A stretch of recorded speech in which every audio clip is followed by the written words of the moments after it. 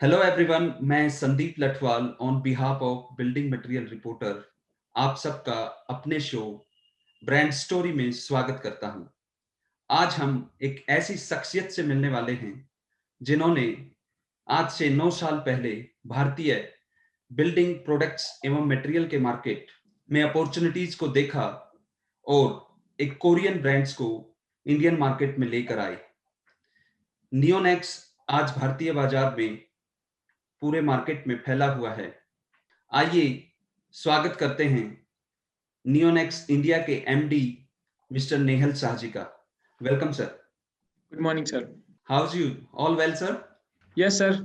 आपकी अभी तक की जर्नी कैसी रही है सर इंडिया में? आपने नियोनेक्स को इंडिया में एक ब्रांड के रूप में कैसे डेवलप किया है? सर एक सॉलिड सरफेस एक पैशन के रूप में हमने देखा था। जब स्पेसिफिकली मैं एक इंडस्ट्रियल सेगमेंट्स बैकग्राउंड से बिलोंग करता हूं, क्योंकि मेरा जो करियर ग्राफ रहा है वो सर्विस इंडस्ट्री और फिर इंडस्ट्रियल सेल्स इंडस्ट्री से रहा है।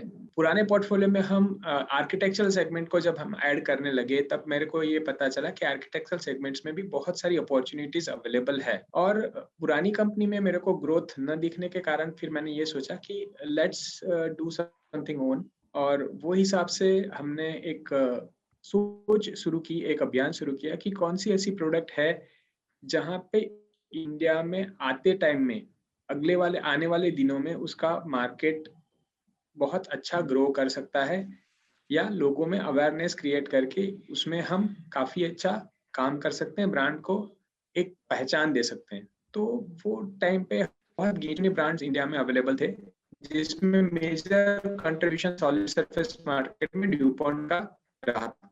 उसके बाद एलजी है, ट्राइस्टोन है और सैमसंग स्टेरोन था।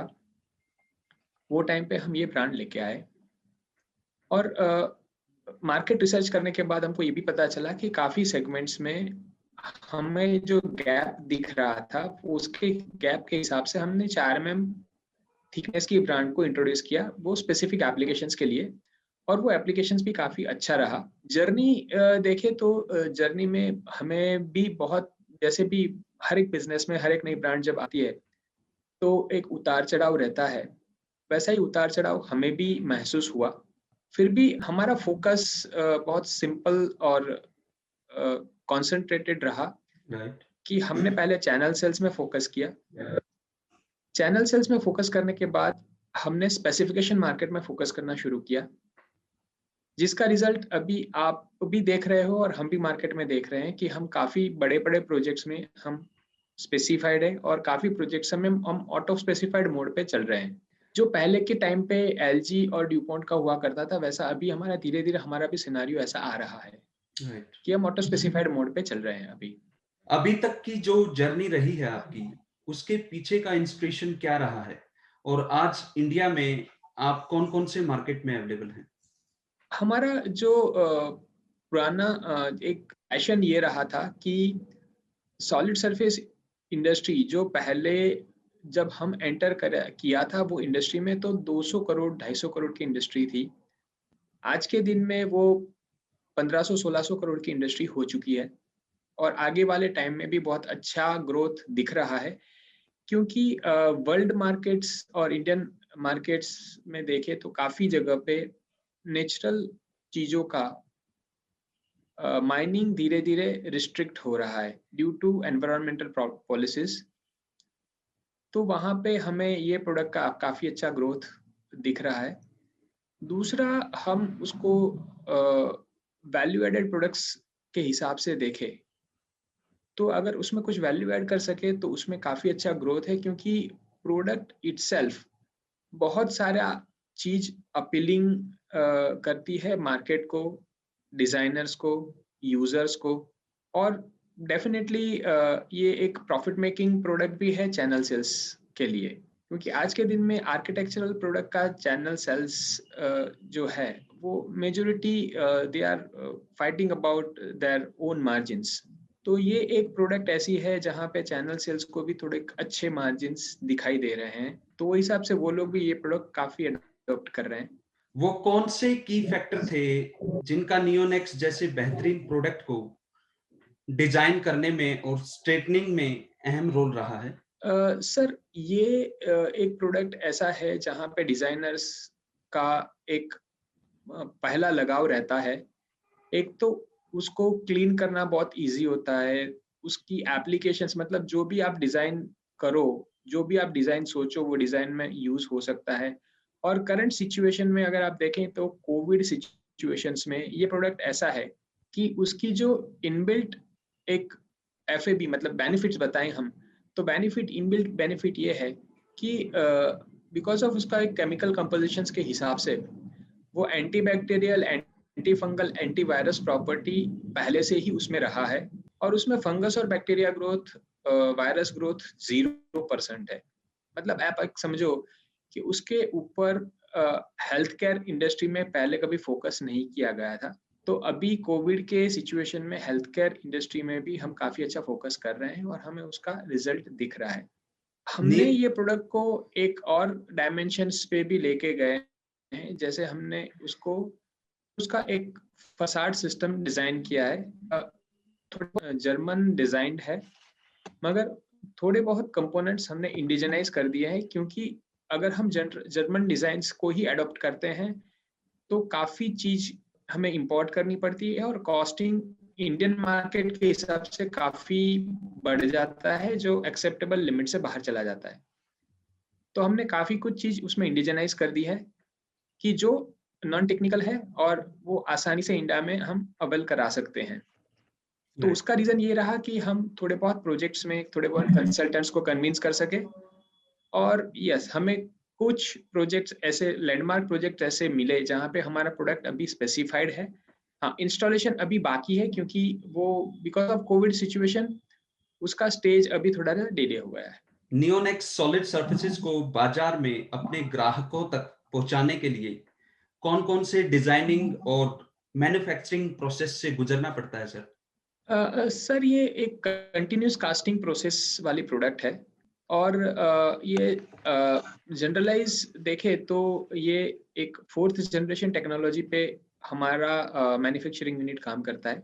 तो कंपटीशंस पॉइंट ऑफ व्यू की क्वालिटी कंट्रोल जो है वो टोटल ऑटोमेटेड है और उसमें हम उसको ऑटोमेटिक मशीन से कास्टिंग करके, सैंडिंग करके, पॉलिशिंग करके हम मार्केट में उसको भेजते हैं और उसको बेहतर बनाने के लिए इंडियन मार्केट का माइंड स्टडी करने के लिए, स्टडी करने के बाद हमने ये प्रोडक्ट को बेहतर बनाया है और मार्केट में रखा है। और भी हमारी जो R&D टीम है जो साउथ कोरिया में है, उसको बेहतरीन हर साल कुछ ना कुछ उसमें बेहतरीन डिज़ाइन डेवलप करती है, उसका लस्टर बेहतरीन कैसे बने उसको डिज़ाइन करती है। और लोकल लेवल पे हम भी वो डिज़ाइन करते हैं कि उसको ग्राहकों तक कैसे पहुँचाया जाए और ग्राहकों में चैनल्स को या उसके लगाने वाले जो बंदे हैं, जो मेरे फैब्रिकेटर भाई भाई है, उसको भी हम बेहतरीन टूल अवेलेबल करवा सके, बेहतरीन टेक्नीक अवेलेबल करवा सके, वो हिसाब से हम अब कार्यरत रहते हैं। काफ़ी टाइम पे हम उनको सिखाते भी हैं और ये भी देखते हैं कि प्रोडक्ट में एट अ मैन्युफैक्चरिंग लेवल पे डिफेक्ट ना रहे, the same time application level पे भी कम से कम डिफेक्ट हो, जिससे ग्राहक का सेटिस्फेक्शन उसमें बना रहे, कंसल्टेंट का उसमें विश्वास बना रहे और चैनल को उसको बेचने में ज़्यादा मज़ा आए। कोविड-19 ने बिज़नेस करने के तौर तरीकों को बदल दिया है सर।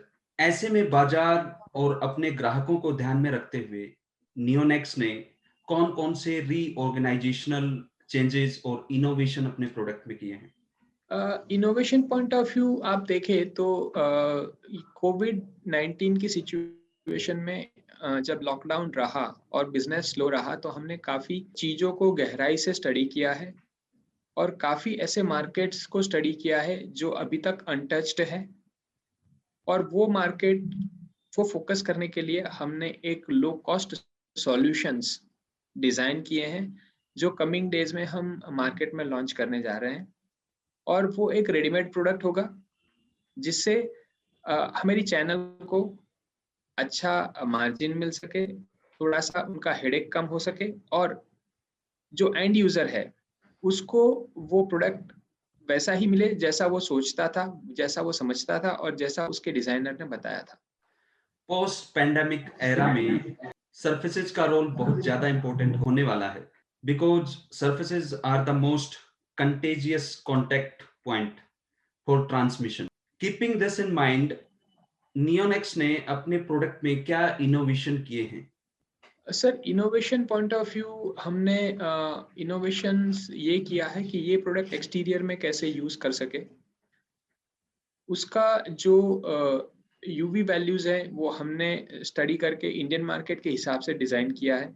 दूसरा, इंडिजिनाइज इंटरनेशनल मार्केट और Indian market is a very different market all together, और India market is basically a very cost sensitive market compared to the other European markets or other US based market। तो वो cost को कैसे हम compete कर सके without damaging the product quality, तो वो हिसाब से हमने कुछ हमारे फॉर्मूलाज में इनोवेशन किया है, हमारी मैन्युफैक्चरिंग प्रोसेस में कुछ इनोवेशन किया है।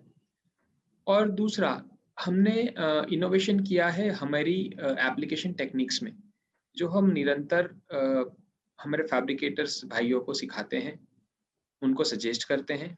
और हमने थोड़ा इनोवेशंस किया है मशीनरीज में, जिसका हमें समर्थन मिला है काफ़ी अच्छे मशीन मैन्युफैक्चरर से, जो ओईएम मशीन मैन्युफैक्चरर्स हैं, उनसे भी हमें काफ़ी गाइडेंस मिला है। तो मैं उसका भी शुक्रिया अदा करना चाहता हूँ ये प्लेटफॉर्म पे, ये मंच पे। उन्होंने जो हमें सुझाव दिया, वो सुझाव हमने टेस्ट किए और उसके बाद हमने अडॉप्ट किए। उससे हमें कॉस्ट पर एप्लीकेशन में काफ़ी चेंजेस दिखाई दे रहे हैं, और वो हिसाब से अगर कंज्यूमेबल्स यूज़ कर सकते हैं या टेक्निक यूज़ कर सकते हैं, तो उससे जो एप्लीकेशन कॉस्ट है वो कम हो सकती है, साइमल्टेनियसली प्रोडक्टिविटी बढ़ सकती है, और एंड रिजल्ट बेहतरीन मिल सकता है। 2021 में अपने सेल्स टारगेट और बिजनेस ऑब्जेक्टिव को मीट करने के लिए चैनल और अपने रिटेल पार्टनर को आप किस तरीके से इंगेज करने वाले हैं? सर ये एक बड़ा वैलिड और टफ क्वेश्चन है। आज के दिन में भी रिटेल चैनल और यूजर्स थोड़े से स्ट्रेस में हैं, बिकॉज लास्ट ईयर इतना ज़्यादा बिजनेस नहीं हुआ है, तो मेजोरिटी टाइम पे स्पेंडिंग कम होने वाला है, धीरे धीरे स्पेंडिंग बढ़ेगा। मगर वो हिसाब से हमने भी काफ़ी कुछ इंटरनल प्रोग्राम्स डिज़ाइन किए हैं, जो प्रोग्राम का बेनिफिट हमारी चैनल को मिलेगा, और वो चैनल हमारे यूज़र तक वो बेनिफिट पहुंचाएगी, जिससे ओवरऑल मार्केट सिनारियो में हम विन विन सिचुएशन बरकरार रख सके। अभी पिछले 3-4 महीनों में बीएमआर रिसर्च टीम ने नॉर्थ इंडिया के डिफरेंट डिफरेंट स्मॉल मार्केट में रिसर्च किए हैं, स्पेशली टियर 2 और टियर 3 मार्केट में। तो हमने रिटेल सेगमेंट में और इंटीरियर सेगमेंट में काफी अच्छा ग्रोथ देखा है, स्पेशली इंटीरियर प्रोडक्ट्स का। तो आपको क्या लगता है, अपने सेल्स पॉइंट ऑफ व्यू से, अपने चैनल से आप रेगुलर बातें करते हैं, तो टियर 2 और टियर 3 मार्केट में क्या स्कोप देख रहे हैं आप अभी? टियर 2 और टियर 3 मार्केट, क्योंकि टियर 1 मार्केट और मेट्रो मार्केट अभी आज के दिन, और cost of living tier 1 metros में काफ़ी बढ़ रही है। और अगर आप कॉरपोरेट सेगमेंट्स की बात करें या फिर लोगों की बात करें, तो कॉरपोरेट सेगमेंट्स भी अभी because of COVID situation, they are also cutting down their expenses and for their minor works, और जो वर्क ऐसे हैं जो टियर 1 सिटीज में ना हो के टियर 2 टियर 3 सिटी में भी हो सकते हैं, तो वो हिसाब से है। दूसरी चीज ये है कि गवर्नमेंट पॉलिसीज के हिसाब से टियर 2 और टियर 3 सिटीज की जो पर कैपिटा इनकम है वो बढ़ी है, तो वो हिसाब से उनकी स्पेंडिंग कैपेसिटी, वहाँ के जो लोग हैं उनकी स्पेंडिंग कैपेसिटी बढ़ी है, और वो लोग भी अभी टियर 1 और मेट्रो सिटीज के जैसा लाइफस्टाइल का ख्वाब देख रहे हैं और वो उसमें भी स्पेंडिंग कर रहे हैं। इतना ज़्यादा स्पेंडिंग नहीं है हाँ, मगर स्पेंडिंग काफ़ी अच्छा वहाँ इंटीरियर सेगमेंट्स की मेजॉरिटी हर एक प्रोडक्ट को मिलेगा स्टेप बाय स्टेप। और मेरा मानना है कि कमिंग डेज में टियर 2 टियर 3 सिटीज में काफ़ी अच्छा मार्केट ग्रो होना चाहिए और उसका रिजल्ट कमिंग 2 इयर्स में एटलीस्ट दिखना चाहिए कि हाँ, टियर 2 टियर 3 सिटीज में भी धीरे धीरे काफ़ी ग्रो बिजनेस मार्केट और बिजनेस ग्रो हो रहा है। अगले 1 साल में रिटेल को ध्यान में रखते हुए नियोनेक्स ने अपने प्रोडक्ट्स और अपनी मार्केटिंग में किस तरीके का इनोवेशन प्लान किया है? सर, इनोवेशन में प्लान हमने ये किया है कि हम मेजॉरिटी मार्केट्स, हमारा जो मेजर मार्केट्स है या मेजर प्लेयर्स हैं हमारे साथ जो एसोसिएटेड बंदे हैं, चैनल्स हैं, हम उनके ग्रोथ के लिए सोच रहे हैं। हम उनके साथ बैठ के बिजनेस प्लान बना रहे हैं। हमने हमारा जो एनुअल बिजनेस प्लान है उसको बहुत माइक्रो लेवल पे डिफाइन किया है